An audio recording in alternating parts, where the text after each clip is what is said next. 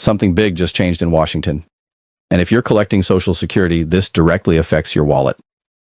The Trump administration has officially announced a proposal that could put an extra $2,000 into the hands of millions of American seniors. But buried inside this plan is a single eligibility rule that's already raising alarm bells across the country. Financial analysts, senior advocacy groups, and Social Security watchdogs are all saying the same thing right now. The fine print matters more than the headline. Here's what the mainstream media isn't clearly explaining. This isn't automatic money for every retiree. There are income thresholds, filing status conditions, and benefit coordination rules that could quietly disqualify a large portion of seniors who assume they qualify. If you're between 62 and 80, living on a fixed income and depending on your monthly Social Security check to cover groceries, utilities, or medication, you need to understand exactly who gets blocked and why before this decision gets finalized in Congress. Stay with me, because in the next few minutes, I'm breaking down the real numbers, the hidden conditions, and what steps you can take right now to protect your benefits. So let's start from the very beginning, because a lot of people are hearing this story through social media clips and secondhand news, and honestly, most of what's being shared out there is either incomplete or just flat out misleading. The truth about this $2,000 check proposal is more complicated than a single headline can capture, and that's exactly why you're here. Because you want the real story, not the clickbait version. The proposal that's been circulating in Washington connects to a broader conversation the Trump administration has been pushing about economic relief for older Americans. The idea, at its core, sounds incredibly promising. A direct financial benefit of up to $2,000 targeted toward seniors who are living on Social Security income. When you first hear that, it sounds like Washington is finally paying attention to the millions of retirees who are genuinely struggling to keep up with the cost of living in this country. And in some ways, that's true. There is real legislative energy behind getting more money into the hands of older Americans. But the moment you start reading the actual details, the moment you sit down and look at what's being proposed versus what's being reported, you start to see a very different picture. Here's what you need to understand first. Social Security as a system was never designed to fully replace your working income. It was designed as a safety net, a foundation to build on. But over the decades, as pensions disappeared, as healthcare costs exploded, and as the cost of basic necessities like groceries and rent kept climbing year after year, millions of American seniors ended up depending on that monthly check far more heavily than the system was ever built to support. Today, nearly 40% of seniors in the United States rely on Social Security for more than 90% of their total income. That's not a small group of people. That's tens of millions of Americans who are one unexpected medical bill or one car repair away from a genuine financial crisis.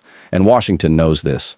That's exactly why proposals like this $2,000 check plan generate so much attention and so much hope. Now let's talk about where this proposal actually came from and what it's really saying. The plan being discussed is tied to a combination of factors. Part of it connects to ongoing debates about Social Security cost of living adjustments, which most people know as COLA. Every year, Social Security benefits are supposed to increase slightly to keep up with inflation. But for several years now, seniors have been watching their real purchasing power shrink, because the formula used to calculate COLA doesn't accurately reflect how older Americans actually spend their money. Seniors spend a disproportionately large share of their income on healthcare, and healthcare inflation runs significantly higher than general consumer price inflation. So even when Social Security announces a COLA increase, it often doesn't come close to covering the real increase in a senior's actual living expenses. The $2,000 proposal is partly a response to this frustration. It's being positioned as a supplemental payment, a one-time or structured benefit boost that would put real money back in seniors' pockets. But here's where it gets complicated, and this is the part you absolutely cannot afford to ignore. The proposal includes an eligibility structure, and inside that structure, there is one particular rule that has consumer advocates and senior rights organizations genuinely alarmed.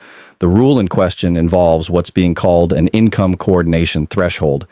In plain language, what this means is that seniors who receive income from certain other sources, including specific types of pension income, certain investment distributions, or supplemental benefits, may be disqualified from receiving the full $2,000, or in some cases, disqualified entirely.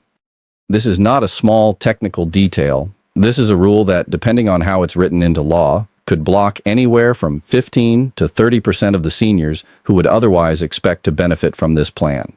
Think about who that actually affects in real life. Think about the retired teacher in Ohio who spent 30 years in the classroom and receives a modest state pension on top of her Social Security. Think about the retired factory worker in Pennsylvania who has a small 401k that he pulls from occasionally to cover emergencies. Think about the widow in Florida who receives a portion of her late husband's pension as a survivor benefit. Under the current language of this proposal, as it's been drafted and discussed in committee, each of those people could potentially fall on the wrong side of that income coordination threshold, and none of them would know it until they either applied and got denied, or worse, received the payment and then had it clawed back during a review process. That's not a hypothetical. That kind of administrative reversal has happened before with other benefit programs, and it leaves seniors in a genuinely terrible financial position. Now, you might be asking, why would a plan that's supposed to help seniors include a rule that blocks so many seniors? And the honest answer is that this is how Washington works. Benefit proposals always come with eligibility restrictions because without them, the cost of the program becomes politically difficult to pass. Lawmakers who support the idea of helping seniors but are also worried about the budget impact will push for these kinds of limiting rules as a compromise. The result is a plan that sounds universal in the headline, but is actually much more targeted in practice.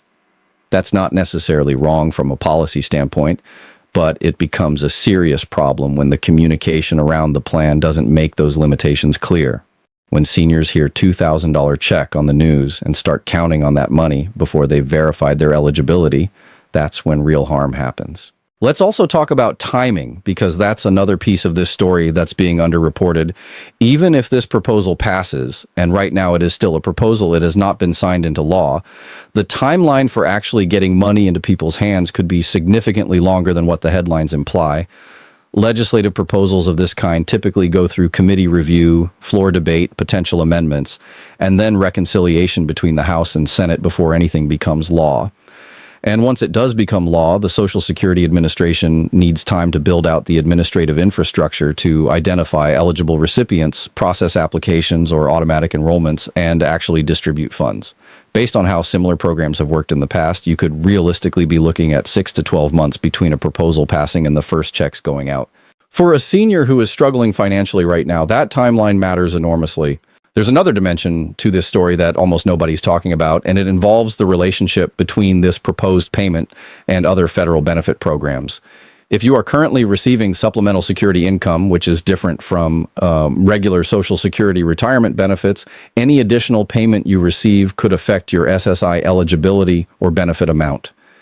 SSI has strict income and asset limits, and a one-time payment of $2,000 could temporarily push a recipient over those limits, triggering a reduction or suspension of their monthly SSI benefit. The same concern applies to seniors who receive Medicaid, because Medicaid eligibility is also income and asset sensitive. A one-time windfall that sounds like a blessing could, if you're not careful, create a cascade of benefit disruptions that ends up costing you more than you gained. This is not meant to scare you away from anything. It's meant to make sure you understand the full picture before you make any decisions or adjust any expectations. So, what should you actually do with all of this information? The first and most important thing is to get accurate, personalized information about your own situation before you assume you're either eligible or ineligible. The Social Security Administration has a website, a phone line, and local offices where you can speak with a representative who can look at your specific benefit record and income situation and tell you how a proposal like this would actually affect you. Don't rely on what your neighbor heard. Don't rely on a Facebook post. And honestly, don't even rely entirely on what you hear in the news, including this video. Use this as a starting point to understand the landscape and then go verify your specific circumstances directly with the agency.